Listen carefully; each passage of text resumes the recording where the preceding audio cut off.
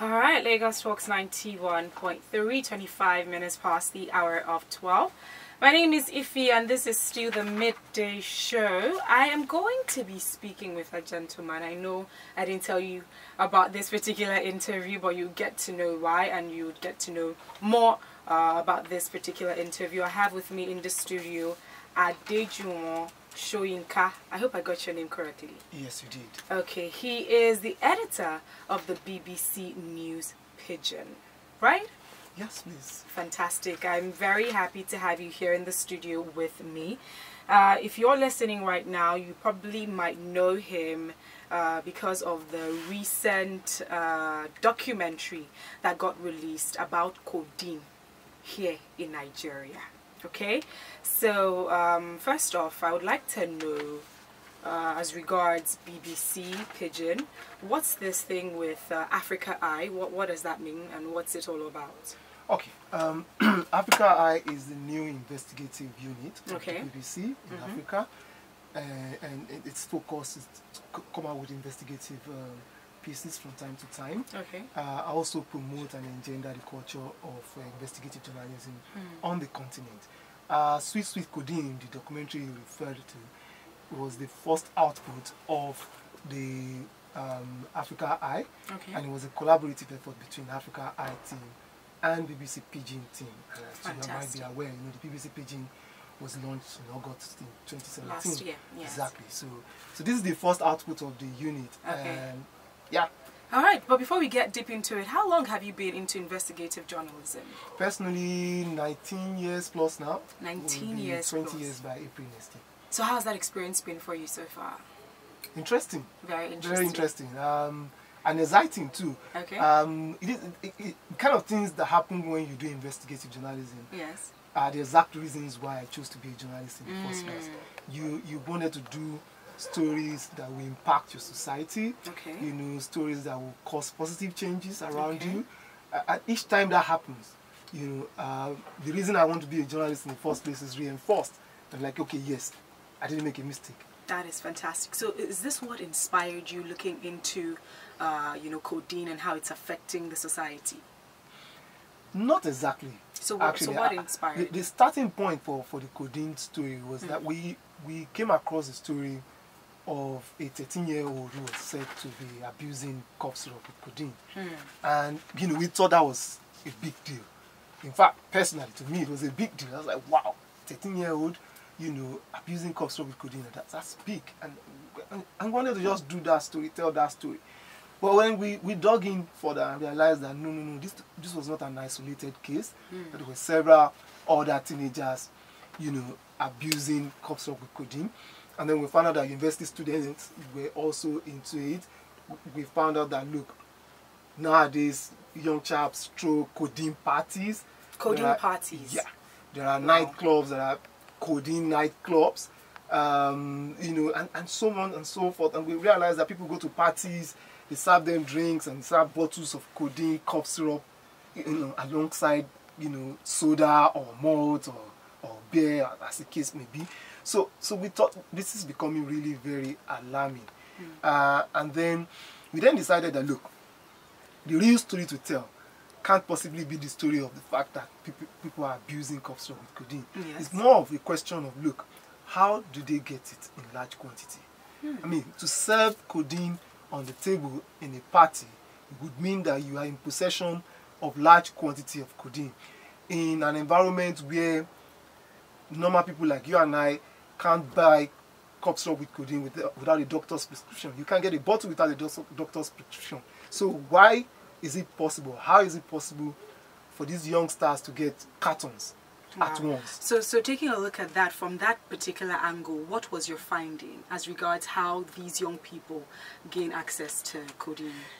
So that's why we went into this story in the first place. And at the beginning we thought it was just a normal report, but we then realized immediately that actually we were dealing with something far bigger and deeper, and that there was a strong cartel behind, strong criminal gang behind the diversion of this product and the distribution and sale of this product in the black market. And we quickly then realized that we were dealing with a very dangerous well-organized group of people, you know. So we realized that this was not just your normal reporting. We needed to do investigative reporting, go undercover, Yes. and deploy, you know, better technology to handle the situation in which we found ourselves. It was at that point that I went undercover, and of course supported by the rest of the team in different capacities and all of that. So can you just take us through the chain? Because you made mention that there was a particular cartel that you'd say is sort of responsible for the distribution in the black market. So take us through the chain. How is the codeine brought into the country? Who is able to gain proper licensing to import codeine? And how do these gang members, or how does the cartel then lay hands on codeine? So take us through the chain before it gets to the final consumer. So clearly from what we found, the active ingredient is often imported, and there are some kind of import quotas issued to licensed importers, by which I would mean the pharmaceutical companies, you know, registered licensed pharmaceutical companies. So they bring it in, they produce the product locally. You can't discount the possibility that some other elements are smuggling these things into the country as well. But even if we stick to the original, to the official channel, so the registered pharmaceutical companies bring it in officially, they mix it, they produce cough syrup with codeine, then they have sales reps, you know, they call them also some names, marketing, but basically sales reps for these pharmaceutical companies. So the sales reps are charged with the responsibility of selling this product. Of course, there are distributors to whom this product is sold, the registered distributors. Distributors sometimes serve like a gap between the company and the pharmaceutical stores, and at times when the pharmacist or the pharmaceutical store actually also doubles as a distributor, as a major distributor. So this is how the chain should have gone. And then it gets to the hands of the pharmacist. Pharmacist puts it in a store, and then you come with a prescription, with the doctor's prescription, and then you're able to buy a copy. Brilliant. But what happens, or what we found, is that products leave the factory in the hands of a sales rep. Maybe a sales rep is issued about 10 cartons or less, but you know you have multiple sales reps. So one of the guys I met undercover told me, when I challenged him that if he could supply me about 100 cartons, he told me immediately that he didn't have access to that much, but he could get it from other sales reps like himself. So if you pull 5 from this person, 10 from that person, 10 from the other person, then that way you could make 100 cartons. Now I have no means of determining whether it was just boasting or whether he could actually do that, because I didn't then eventually buy 100 cartons from him. But eventually I bought a carton from him, and he brought a carton of 60 bottles to me in a hotel where we had planned to do the drop-off, you know, and he didn't come alone. He came with about 5 other boys who obviously were his enforcers. Of course, I jumped the gun, you know, because to get to him didn't happen overnight. And he would never have dealt with me or had any business to do with me if I wasn't referred to him by people he trusted. And who are these people he trusted? Criminal gang boys on the streets. Because they are the end consumers and food soldiers in the distribution chain for this product.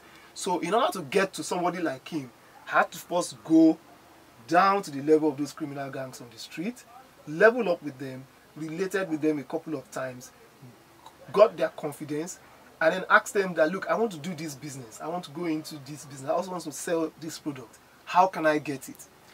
So that was how my referral came from the gangs to a pharmacist who supplies them.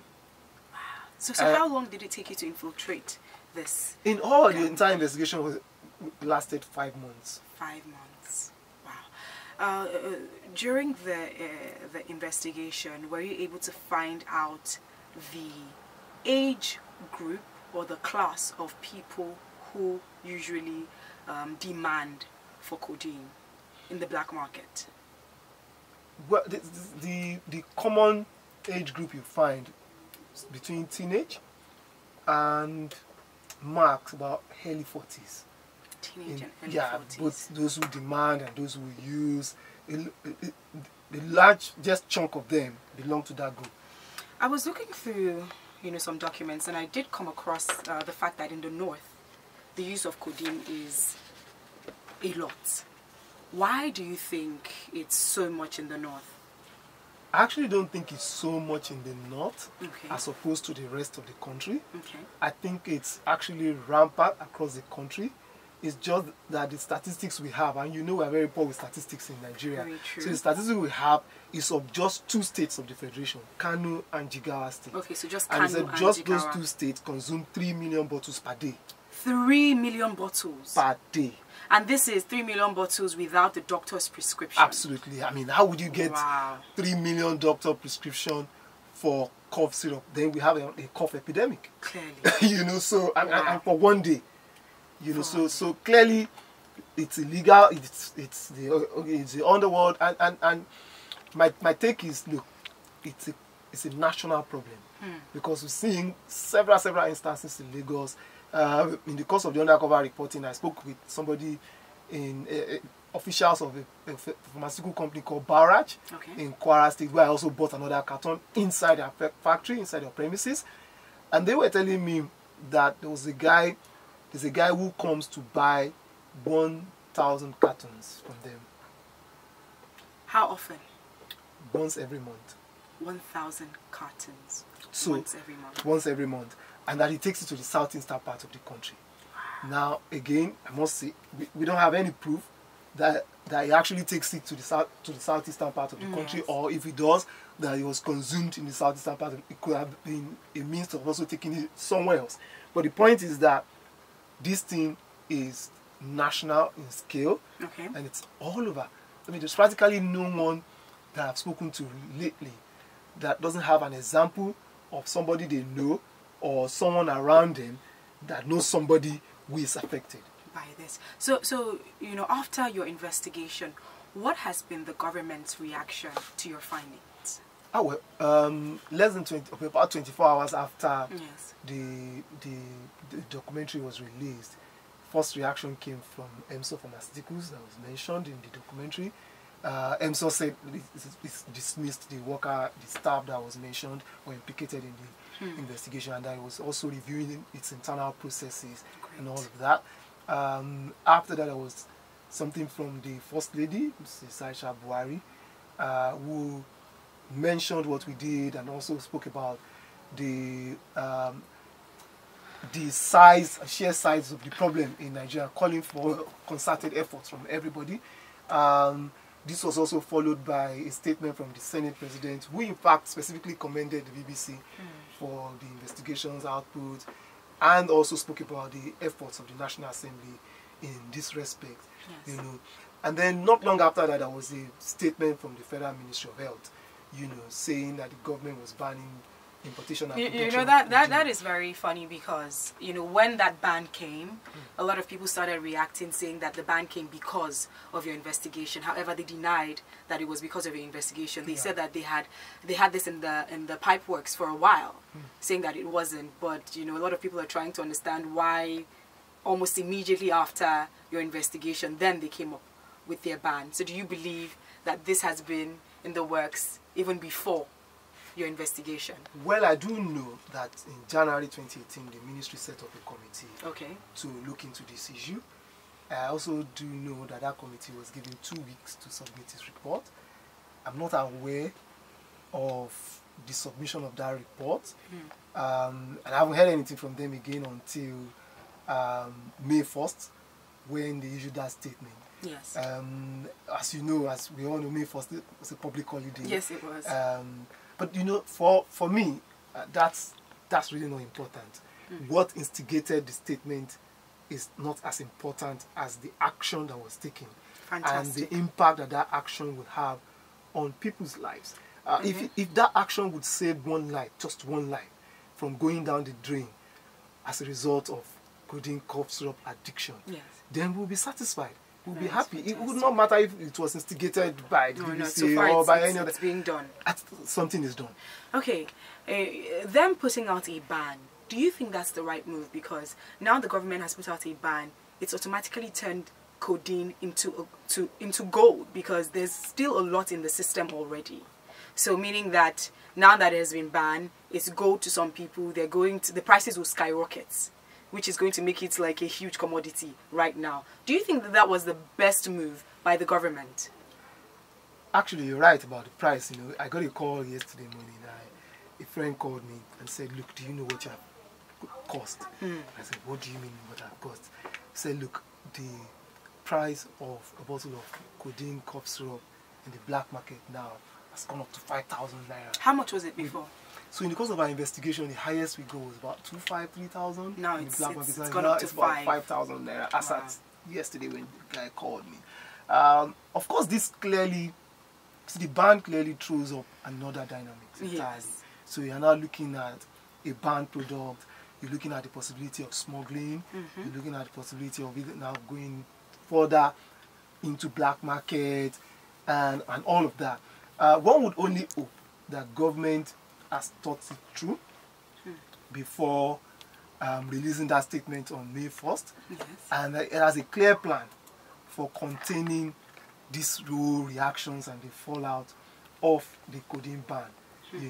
And I think that it's more than just placing a ban on codeine. Yeah.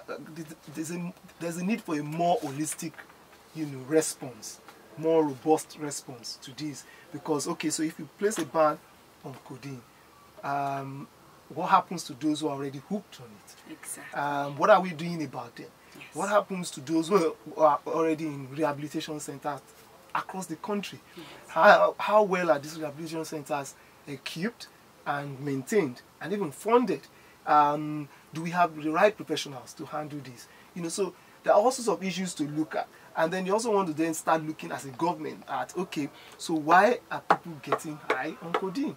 Why do people need to get addicted? I was actually going to ask that. Well, that's a difficult question for me to answer as a journalist, because you see, it's more of a socio-cultural thing. And you might probably need sociologists, you need psychologists to look into that. Our job as reporters is to report whatever is going on in the society.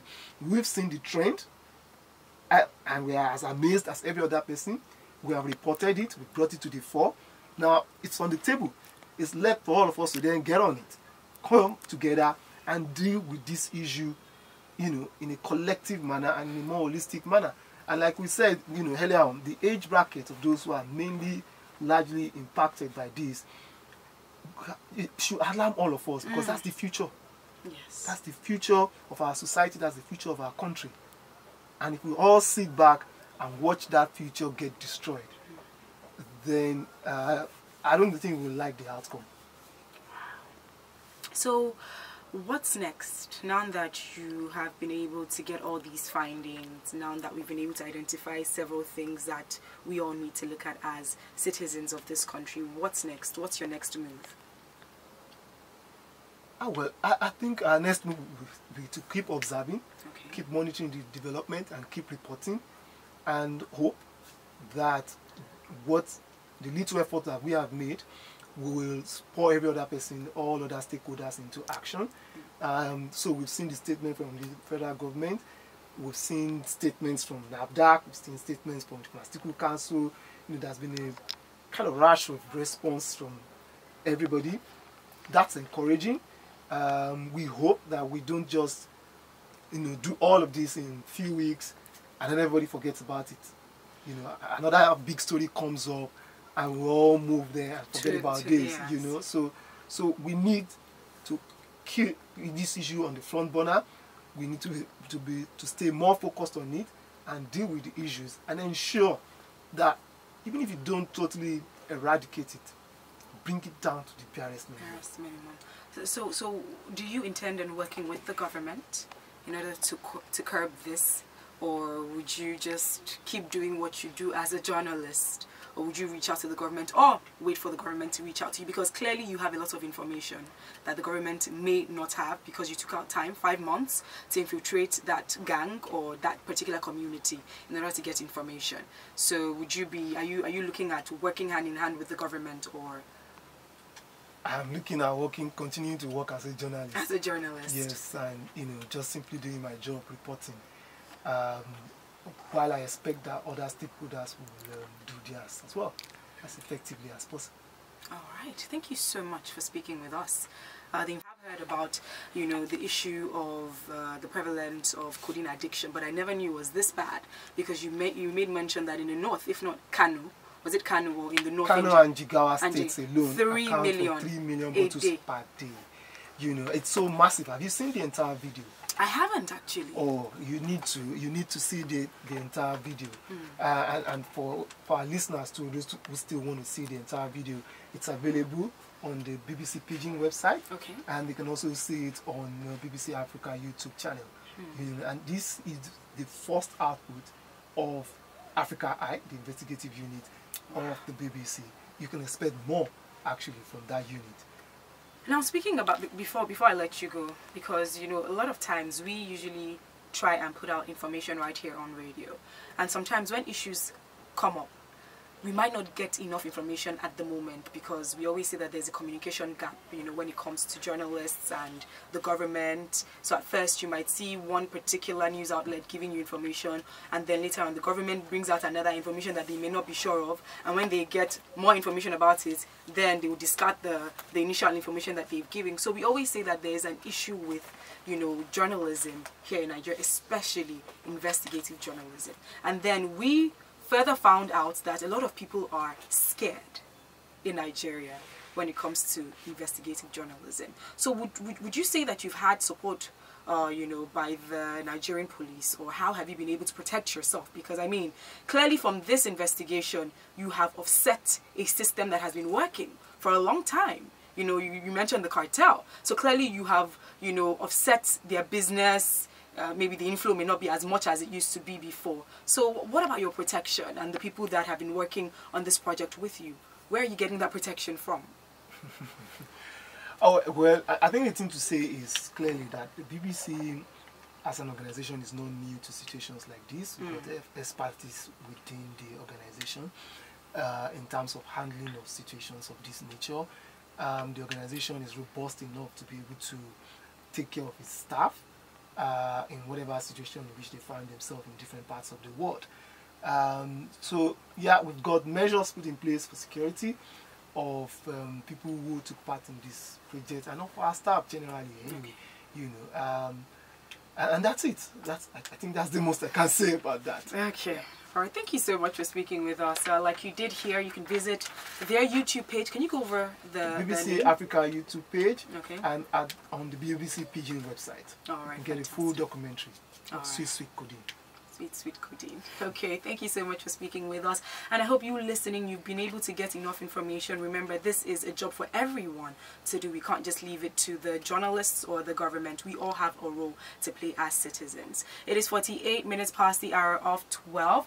Hopefully coming up is Fresh and Fit. I haven't seen Leslie Okoye in the building yet, but I would go and look for her. But if she's not coming up by 1 p.m, the dish will be coming up, and I would love to hear from you, so don't go anywhere. It's Lagos Talks 91.3.